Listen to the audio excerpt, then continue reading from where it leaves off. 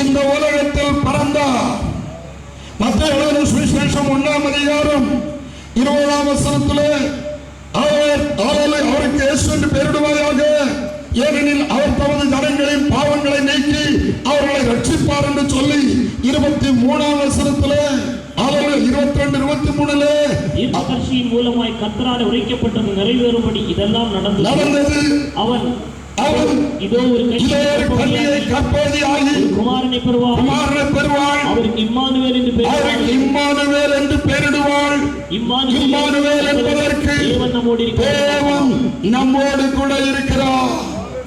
வானங்களும் வானங்களும் கொள்ளாத தேவன் ஒருவர் தான் உண்டு. அந்த தேவன் நம்மோடு கூட இருக்கிறார் என்று அர்த்தமாம் இம்மானுவேல் என்பதற்கு. ஆகவே இயேசு என்கிற ஆலயத்தில் அந்த சராசரத்தையும் படைத்த தெய்வம் அந்த ஆலயத்தை எடுத்து ஒரு மனித சரீரத்தை எடுத்து நம் நடுவில் இறங்கி வந்து நின்றார்.